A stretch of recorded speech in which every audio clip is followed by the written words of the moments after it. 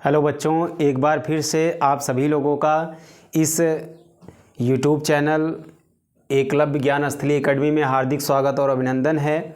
आज हम लोग डायरेक्ट इनडायरेक्ट का सबसे लास्ट सेंटेंस कौन सा है, एक्सक्लेमेटरी सेंटेंस, आज हम लोग इसकी चर्चा करने वाले हैं। और एक्सक्लेमेटरी सेंटेंस के बाद आपका डायरेक्ट इनडायरेक्ट टोटल ख़त्म हो जाएगा। तो आज आप लोग इसको अच्छे से पढ़ेंगे और इसका बार बार रिवीजन करेंगे, जिससे कि बोर्ड एग्ज़ाम में आपको कोई भी दिक्कत ना हो। तो अब हम लोग एक्सक्लेमेटरी सेंटेंस शुरू करेंगे आज। तो सबसे पहला काम तो एक्सक्लेमेटरी सेंटेंस है क्या, ये आप अच्छे से समझ लीजिए। तो इसके बाद इसका डायरेक्ट इनडायरेक्ट हम लोग समझेंगे कि कैसे चेंज किया जाता है।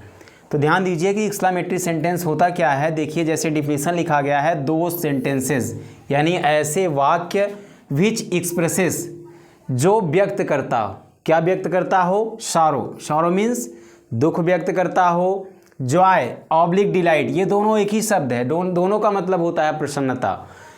शारो यानी दुख का भाव हो, दुख प्रकट करता हो, जॉय एंड डिलाइट मतलब प्रसन्नता का भाव हो, या प्रेस यानी प्रशंसा का भाव हो, एंड सरप्राइज, और किसका भाव हो, सरप्राइज यानी आश्चर्य का भाव हो, आर कॉल्ड एक्सक्लेमेटरी सेंटेंस। ऐसे वाक्य को क्या कहा जाता है, एक्सक्लेमेटरी सेंटेंस कहा जाता है।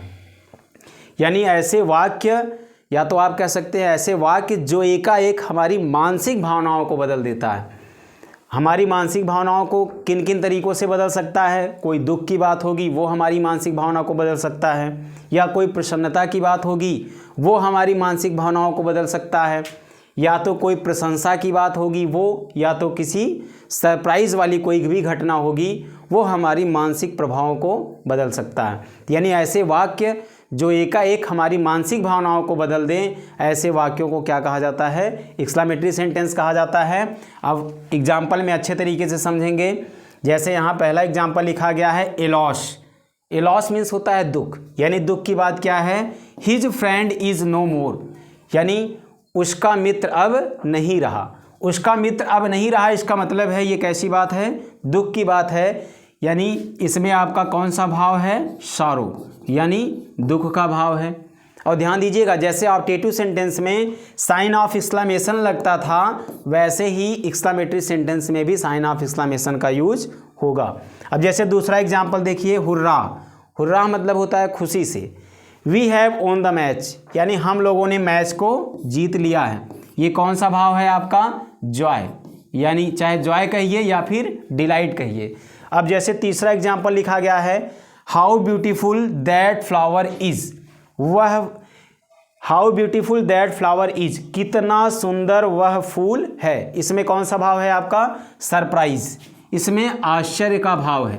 तो ये सब वाक्य आपके क्या हैं, एक्सक्लेमेटरी सेंटेंस है। आप देखेंगे पहले में शारो का भाव है, दूसरे में जॉय का, और तीसरे में सरप्राइज का। तो ये आपका कौन सा सेंटेंस होगा, एक्सक्लेमेटरी सेंटेंस होगा। अब ध्यान देंगे कि डायरेक्ट इनडायरेक्ट कैसे एक्सक्लेमेटरी सेंटेंस का हम बनाते हैं। तो ध्यान दीजिए, सबसे पहला परिवर्तन तो हम करते किस में, ध्यान दीजिएगा, पहला परिवर्तन हम किस में करते हैं, रिपोर्टिंग वर्ब में। और किसके अनुसार करते हैं, रिपोर्टेड स्पीच के भाव के अनुसार। ध्यान दीजिएगा, अगर रिपोर्टेड स्पीच में अगर एलॉस शब्द आया है, एलॉस मतलब दुख की बात, अगर एलॉस शब्द आया है तो हम लोग रिपोर्टिंग वर्ब को, चाहे सेड हो या सेड टू हो, उसको बदलेंगे एक्सक्लेम्ड विथ शारो में बदलेंगे। यदि हुर्रा शब्द आया है यानी प्रसन्नता की कोई बात है, तो उसे हम किस में बदलेंगे, एक्सक्लेम्ड विथ जॉय में बदलेंगे या फिर डिलाइट में, आप दोनों में बदल सकते हैं चाहे जो।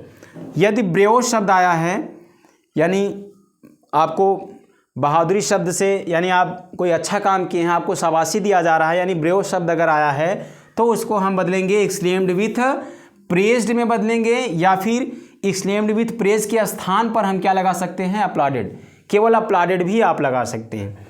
यदि ओ और आ शब्द आया है तो ध्यान दीजिएगा, ये ओ और आ शब्द ये दोनों में यूज होता है, एलॉस में भी यूज होता है और सरप्राइज में भी यूज होता है। अगर एलॉस यानी दुख से संबंधित है तो हम लोग बदलेंगे एक्सक्लेम्ड विथ शारो में बदलेंगे। अगर सरप्राइज की कोई बात है तो हम लोग किस में बदलेंगे, एक्सक्लेम्ड विथ सरप्राइज में बदलेंगे। ध्यान दीजिएगा, ये तो हम भाव के अनुसार इन सब में बदलेंगे। यानी किसको, रिपोर्टिंग वर्ब को। अब दूसरा परिवर्तन किस में करते हैं, कामा इन्वर्टेड कामा को हटा करके आपको क्या लगाना है, दैट लगाना है। ध्यान दीजिएगा, कामा इन्वर्टेड कामा को हटा के क्या लगाना है, दैट। और तीसरा रूल्स क्या है कि रिपोर्टेड स्पीच के सेंटेंस को आपको क्या बनाना है, असर्टिव बनाना है। ध्यान दीजिएगा, जैसे आप T2 में आप असर्टिव बना रहे थे, वैसे एक्सक्लेमेटरी सेंटेंस में भी तीसरा नियम क्या है कि रिपोर्टेड स्पीच के सेंटेंस को क्या बना देंगे, असर्टिव बना देंगे।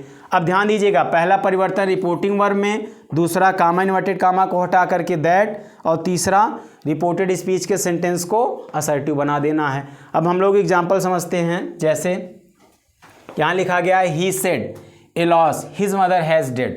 ध्यान दीजिए, यहाँ ए लॉस शब्द आया है, यानी दुख की बात है। और आपको पता है अगर ए लॉस शब्द आया है, ए लॉस शब्द है, तो हमें किस में बदलना है, रिपोर्टिंग वर्ब को एक्सक्लेम्ड विथ शारो में बदलना है। तो ध्यान दीजिएगा, यहाँ क्या कैसे लिखेंगे इनडायरेक्ट, ही एक्सक्लेम्ड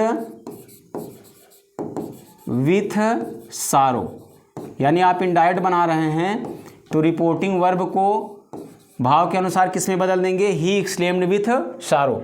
अब कामा इन्वर्टेड कामा हटा के क्या लगाएंगे आप, दैट लगाएंगे। अब ध्यान दीजिएगा, अब रिपोर्टेड स्पीच के सेंटेंस को असर्टिव बनाना है। एक चीज़ और ध्यान दीजिएगा, ये वर्ड जो आते हैं, जैसे एलास शब्द आया है और इसमें हुर्रा शब्द आया, इसमें ब्रियोस शब्द आया, इन शब्द को आपको हटा देना है। ये ध्यान दीजिएगा, जब आप इनडायरेक्ट बनाएंगे। एलॉस आया था तो हमने किस में बदल दिया, सेड को एक्सक्लेम्ड विथ सारो में। कामा इन्वर्टेड कामा हटा के हमने क्या लगा दिया, दैट। अब इसको असर्टिव बनाना है तो ये ऑलरेडी असर्टिव में है, हिज मदर हैज़ डेड, उसकी माँ मर गई है। ध्यान दीजिएगा, हिज आपका थर्ड पर्सन है, इसलिए इसमें कोई भी परिवर्तन नहीं होगा।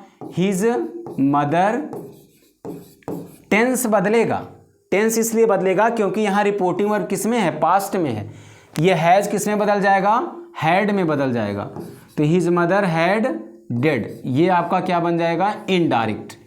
अब जैसे दूसरा एग्जाम्पल देखिए, इसमें आपका क्या आया है, हुर्रा, और आपको पता है कि अगर हुर्रा शब्द आया है तो रिपोर्टिंग वर्ब को किस में बदलना है, एक्सक्लेम्ड विथ जॉय में या फिर डिलाइट में, exclaimed with Joy.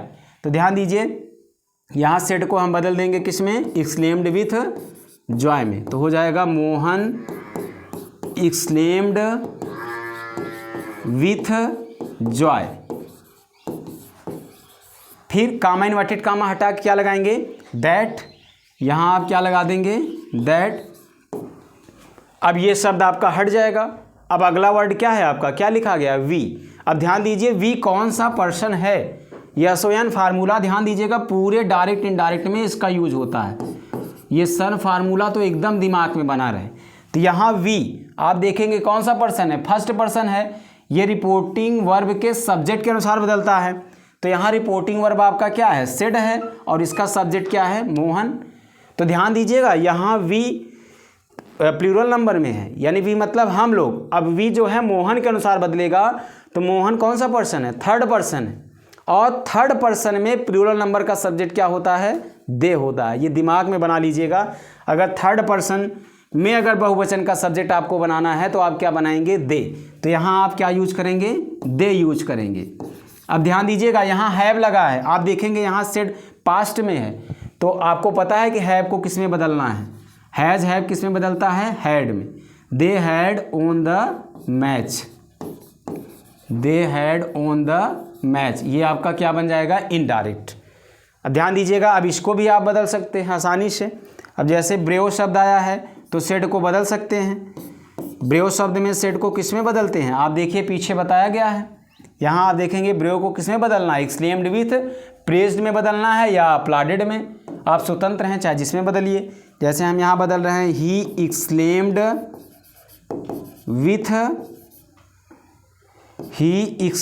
With praise.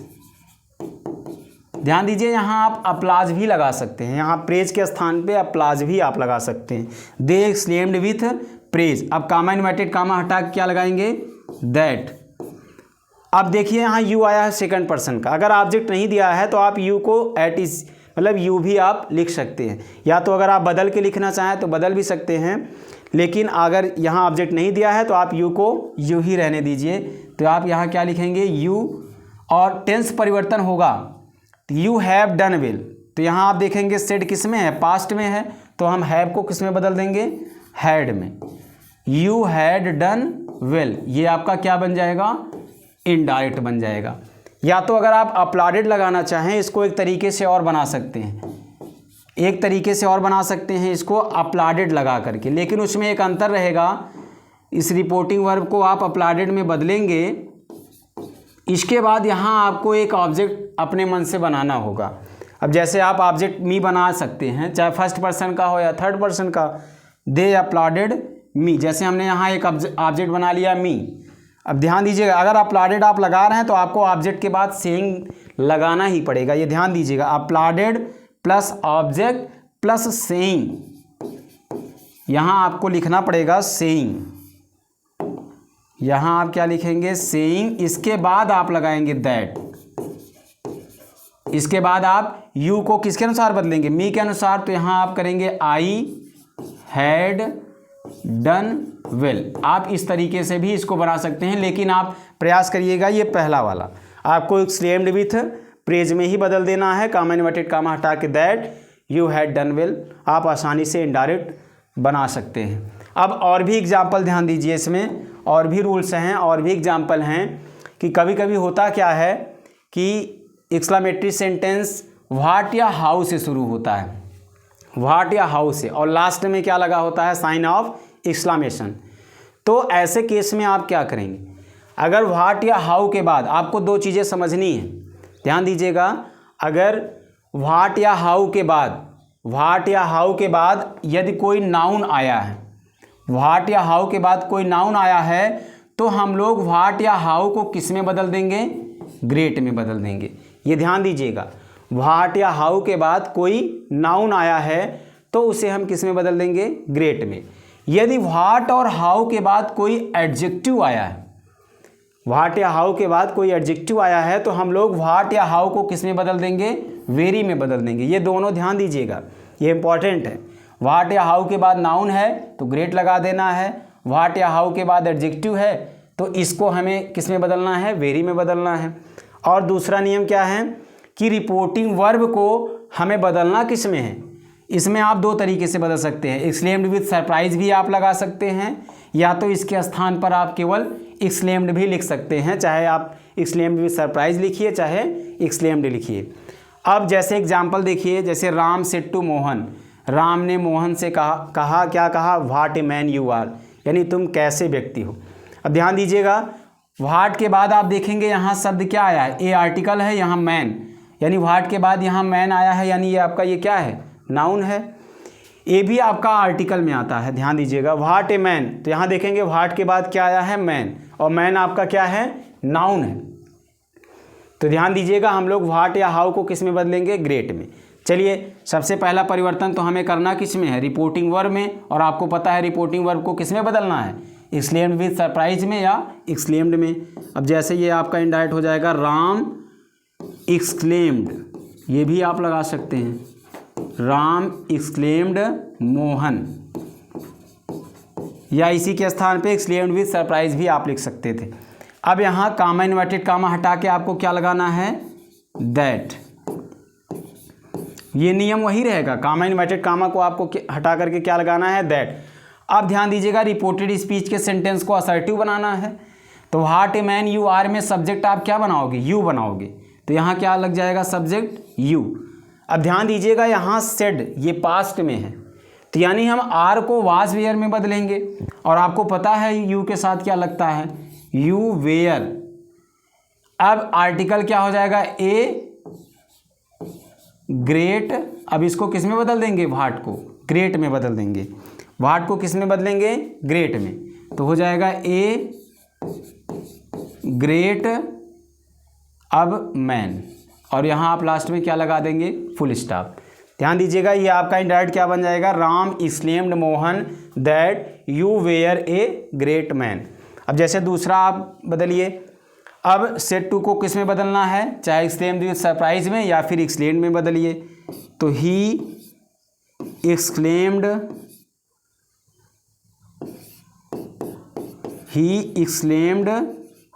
मी। अब कामा इन्वर्टेड कामा हटा के क्या लगाएंगे, दैट, अब इसको आपको असर्टिव बनाना है, तो इसमें सब्जेक्ट आपका क्या होगा, how beautiful those flower are. तो ध्यान दीजिएगा, इसमें सब्जेक्ट आप किसको बनाएंगे, दोज फ्लावर को, ये आपका सब्जेक्ट है। तो इसको हम लोग सब्जेक्ट बना देंगे, तो यहाँ क्या लिखेंगे, दोज फ्लावर्स है, सॉरी यहाँ फ्लावर्स लिखेंगे। अब यहाँ सेड पास्ट में है, आपको पता है कि आर को किस में बदलना है, वाज और वेयर में। तो दोज फ्लावर्स प्लूरल नंबर में है, तो आप यहाँ क्या लगाएंगे, वेयर। और ध्यान दीजिए, अब यहाँ हाउ के बाद आपका क्या आया है, ब्यूटीफुल, और ब्यूटीफुल क्या है, एडजेक्टिव है। तो ध्यान दीजिएगा, व्हाट या हाउ के बाद अगर कोई एडजेक्टिव है तो उसको हमें बदलना किस में है, वेरी में। तो यानी आपको हाउ को किस में बदल देंगे आप, वेरी में। तो क्या हो जाएगा, वेरी ब्यूटीफुल, ये आपका बन जाएगा इनडायरेक्ट। यानी आपका इनडायरेक्ट क्या बन गया, he exclaimed me that those flowers were very beautiful. ध्यान दीजिएगा, यहाँ हाउ के बाद एडजेक्टिव था, हाउ के बाद अगर कोई एडजेक्टिव है तो वेरी में बदलना है, तो यहाँ वेरी लग गया। और यहाँ जो है पहले वाले वाक्य में व्हाट के बाद मैन, ये नाउन आया था, तो जब नाउन रहेगा तो हमें ग्रेट में बदलना है, तो हम लोग यहाँ व्हाट को किस में बदल दिए, ग्रेट में बदल दिए। ठीक है, ये नियम भी बहुत ज़रूरी है। अब अगला नियम समझिए कि जब रिपोर्टेड स्पीच में कभी कभी वुड दैट या ओ दैट, इसको आप ये भी कर सकते हैं, ओ दैट या ओ दैट, या फिर ओ फॉर या इफ़ आई कुड ओनली, अगर ये शब्द अगर आया है तो आप रिपोर्टिंग वर्ब को, चाहे सेड हो चाहे सेड टू हो, उसको हमें बदलना किस में है, विज्ड में बदलना है। ये ध्यान दीजिएगा, चाहे वुड दैट हो, चाहे ओ दैट या ओ दैट, या फिर ओ फॉर या इफ़ आई कुड ओनली, यदि ये सब हो तो रिपोर्टेड स्पीच में तो हमें सेड या सेड टू को बदलना किस में है, विज्ड में बदलना है। और ध्यान दीजिएगा, बाकी नियम पुराना ही है। अब इनडायरेक्ट बनाएंगे तो क्या हो जाएगा, ही विज्ड, सेड टू को किस में बदलेंगे, विज्ड में, तो ही विज्ड, ही विज्ड। अब कामा इन्वर्टेड कामा हटा क्या लगाएंगे, दैट। एक चीज़ और आपको इसमें समझना था कि अगर ये वर्ड आपको दिख रहा है रिपोर्टेड स्पीच में, तो जब भी हम इनडायरेक्ट बनाएंगे तो रिपोर्टिंग वर्ब को, चाहे सेड हो चाहे सेड टू हो, विज्ड में बदलेंगे, लेकिन इन शब्दों को हम क्या करेंगे, हटा देंगे। ये ध्यान दीजिएगा, ओ दैट को हमें क्या करना है, हटा देना है, यानी हो जाएगा ही विज्ड दैट। अब ध्यान दीजिएगा, ये आई कौन सा पर्सन है, फर्स्ट पर्सन है, और आपको पता है फर्स्ट पर्सन किसके अनुसार बदलता है, रिपोर्टिंग वर्ब के सब्जेक्ट के अनुसार बदलता है। तो यहाँ ही आई जो है सब्जेक्टिव में था, तो ही का सब्जेक्टिव क्या होगा, ही। और ध्यान दीजिएगा, ऐसे वाक्य ये काल्पनिक चीज़ें हैं, काल्पनिक चीज़ें में ऐसे लोग कल्पना करते हैं, जैसे कहते हैं आई वेयर ए रिच मैन, काश मैं एक धनी आदमी होता, यानी वो काल्पनिक दुनिया में चलते हैं। अगर इस तरीके से कोई भी वाक्य है तो हमें इसके टेंस में कोई भी परिवर्तन नहीं करना है। जैसे आई के साथ हमेशा पास्ट टेंस में वाज लगता है, लेकिन यहाँ क्या लगा है, वेयर लगा है। क्यों लगा है, क्योंकि ये काल्पनिक चीज़ है, वो इच्छा कर रहा है, वो कल्पना कर रहा है कि O that I were a king, काश मैं एक राजा होता। तो ये पास्ट यानी ये कल्पना कर रहा है। तो यहाँ ही के साथ भी आप क्या लगाएंगे, वेयर लगाएंगे। ध्यान दीजिएगा, वाज नहीं लगाएंगे, और ऐसे वाक्यों में टेंस परिवर्तन आपको नहीं करना है। ही वेयर ए किंग, ये आपका क्या बन जाएगा, इनडायरेक्ट बन जाएगा। अब जैसे एक एग्जाम्पल और यहाँ दिया गया है, क्या यूज हुआ है, would that, would that use हुआ है कि नहीं हुआ है, तो आप सेड को किस में बदल देंगे, विज्ड में, तो हो जाएगा ही विज्ड दैट। अब कामा इन्वर्टेड कामा को हटा करके दैट लगा दिए, वुड दैट हट ही जाएगा आपका। अब आप देखेंगे यहाँ ही थर्ड पर्सन है, इसमें कोई भी परिवर्तन आपको नहीं करना है। और हम बताएं कि आपको टेंस परिवर्तन नहीं करना है, क्योंकि आप कल्पना कर रहे हैं इस ऐसे वाक्यों में। तो क्या होता है, ही वेयर नॉट सो क्रूएल, यानी इसमें कोई भी परिवर्तन नहीं होगा। इसको ऐसे ही आप इनडायरेक्ट बना सकते हैं अगर इस तरीके से वाक्य आया है तो। अब ध्यान दीजिए, कुछ अदर एग्जाम्पल भी यहाँ नोट किया गया है, अगर आप इसको समझना चाहें तो ये भी समझ सकते हैं। जैसे कह दिया गया ही सेड नॉनसेंस, केवल इतना कह दिया गया नॉनसेंस। अब जैसे दूसरा वाक्य लिखा गया है Mohan said what a fun, तीसरा वाक्य लिखा गया है सी सेड वेल डन। अगर इस तरीके से कोई भी वाक्य अगर आपको दिख रहा है तो ध्यान दीजिएगा ऐसे वाक्यों को हमें पास्ट टेंस में बनाना रहेगा। पास्ट टेंस मतलब इट वाज का यूज करना पड़ेगा। इसमें भी इट वाज लगेगा, इसमें भी इट वाज, और लास्ट वाले सेंटेंस में भी आप पास्ट टेंस में बनाएंगे यानी इट वाज लगा करके। बाकी नियम वही है, आप सेड को एक्सक्लेम्ड में ही बदलना है।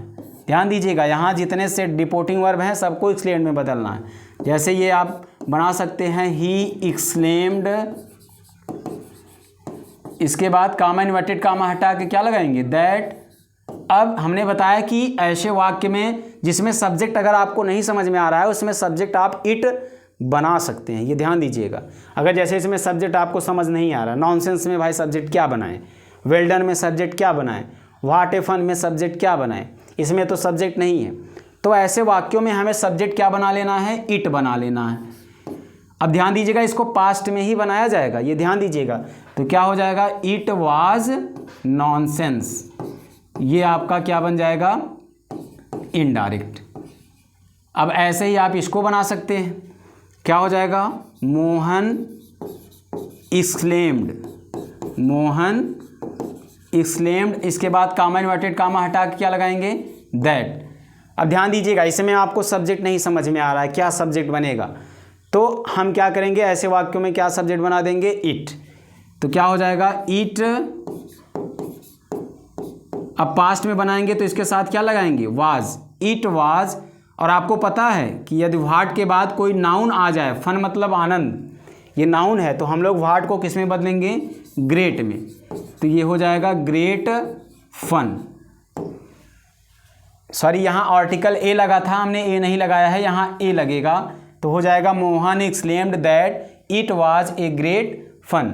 अब जैसे सबसे लास्ट सेंटेंस आपका दिया है सी सेड वेल डन, ये आपको बनाना है तो आप क्या बनाएंगे, सी एक्सक्लेम्ड, इसके बाद कामा इन्वर्टेड कामा हटा के क्या लगाएंगे दैट। अब इसमें सब्जेक्ट नहीं है तो इसमें सब्जेक्ट आपको बनाना क्या है, इट। और यहाँ रिपोर्टिंग वर्ब पास्ट में है तो मतलब अगला टेंस पास्ट में ही बनेगा, तो इट के साथ क्या लगा देंगे, वाज, इसके बाद इट वाज वेल डन। ऐसे ही इसको नोट कर देंगे, ये आपका बन जाएगा इनडायरेक्ट। और ध्यान दीजिएगा कि पूरा एक्सक्लेमेटरी सेंटेंस जितने नियम हैं सब नियम इसमें दिए गए हैं, इसको अच्छे से पढ़िए। यहाँ आपका एक्सक्लेमेटरी सेंटेंस समाप्त होता है। अब आगे ठीक है, थैंक यू।